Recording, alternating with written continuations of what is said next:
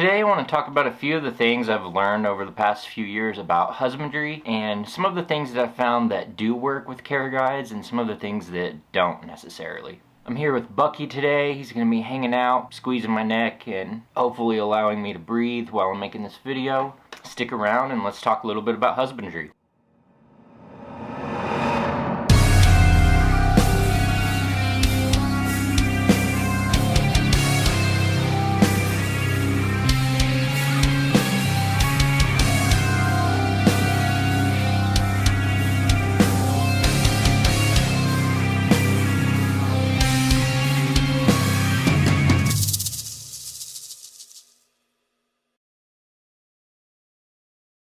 Care guides are called care guides for a reason. It's not an exact science. So a lot of these things that I talk about, like I said, aren't an exact science. It's a guide. So I'm not here to judge certain people or certain videos for having requirements or certain things that they're suggesting for husbandry, but I'm going to let you guys know a little bit about what I've learned. So the first thing I'll talk about is enclosure size. So my general rule of thumb is to have an enclosure that's at least the length of the snake. Now you want to consider the fact that when the snake gets older, obviously it's going to get longer, so whenever you go to buy your enclosure, keep that in mind. You want to decide whether you want to get an enclosure for the animal that's going to last its entire lifetime, or if you're going to get an enclosure that's just going to work for the time being. Some people will suggest that you could have an enclosure that's the length and the width combined of what the snake's length would be, but I generally just have my enclosures the length of the snake. Ideally, I would suggest that people should get an enclosure that's even longer than the max length that the snake's going to be as an adult. For example, this ball python should probably be in a 120 gallon or a 4x2x2 as an adult. There are several channels out there that do push for this better husbandry and for bigger enclosures. One of them is Wiccan's Wicked Reptiles. I love Adam's videos and what he pushes for, what he stands for. He doesn't just go out and judge people for having certain husbandry.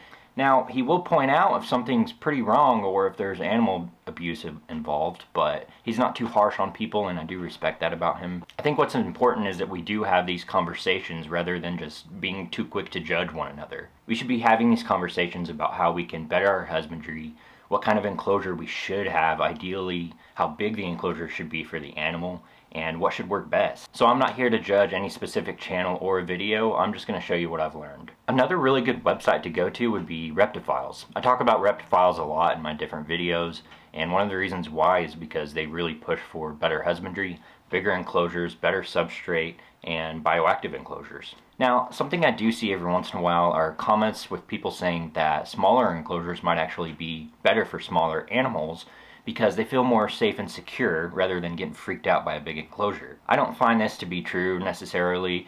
If you set up your husbandry, you set up your hides, your substrate, and everything else in the enclosure correctly, the animal should feel safe and secure. I mean, think about what they do in the wild. They have unlimited space, so why would a smaller enclosure be better?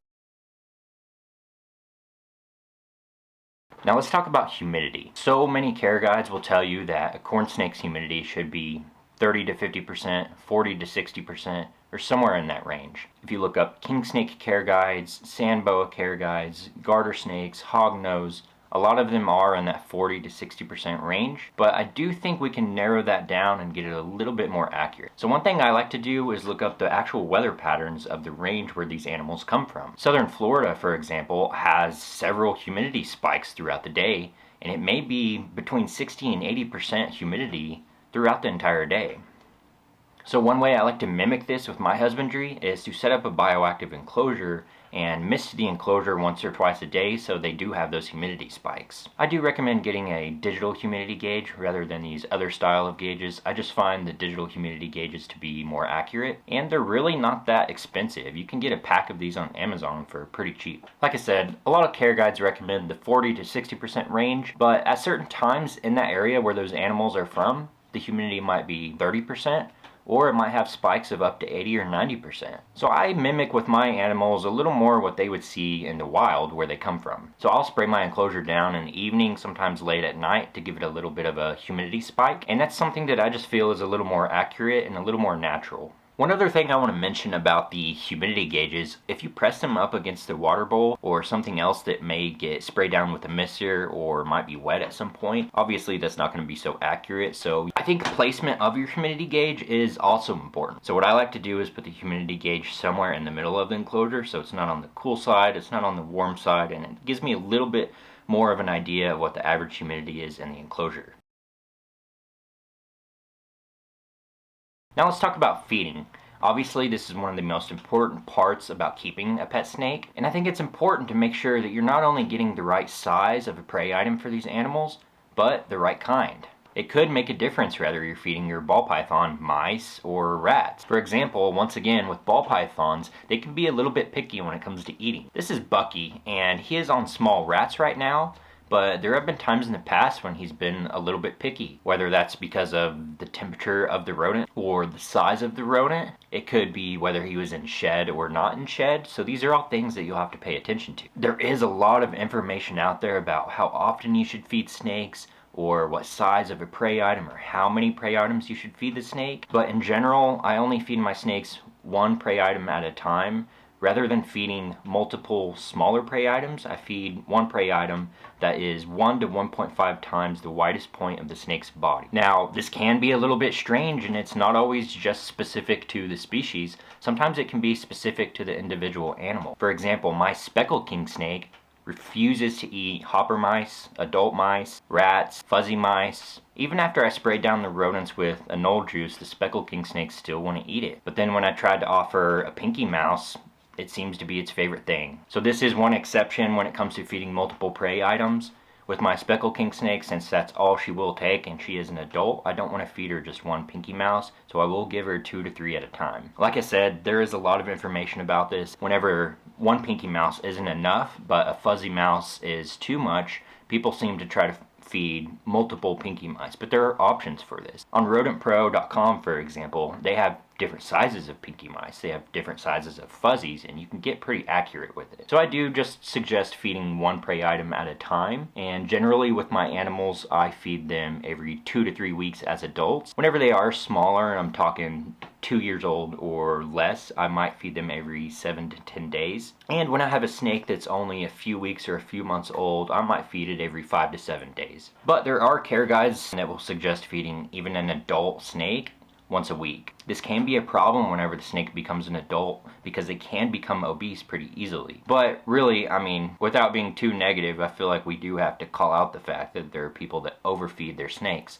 especially with bigger snakes like reticulated pythons. It is interesting to watch them eat, and people love seeing that on YouTube, especially people that aren't snake people. Whenever they see that, they just have to stop and watch it.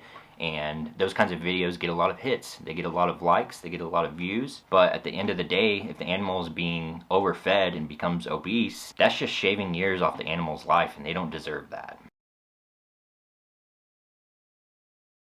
Now let's talk about substrate. A lot of care guides online will suggest aspen for certain animals, which is okay if you're talking about a bare minimum. I've used aspen on pretty much all of my animals other than my ball pythons at one point, but I'm starting to get away with that, and I'm starting to add more soil-based substrate with a soil and moss mixture, some excavator clay, maybe some sand. All of these items are a little more naturalistic, and to me it's a little more stimulating for the animal. This different kind of substrate also can act as enrichment for the animal. Aspen is just a dry bedding. It's easy to clean, it's easy to switch out and change, it's not super expensive, but at the end of the day, I don't think it's what's best for the animal. So while some care guides might suggest aspen, I don't think it's your best option. One of the problems that people may have if they don't have the correct type of substrate is having issues with shedding. Ball pythons, for example. Ball pythons can easily have issues with shedding if their enclosures aren't misted every once in a while, the humidity isn't a little bit higher. They come from areas in Africa where they are buried in these mounds, and they are humid inside of those mounds. They can be warm and humid. So we want to try to recreate that. You don't want to put a ball python on aspen where it's too dry. These snakes can get stressed out if they're having problems shedding and the husbandry isn't set up correctly.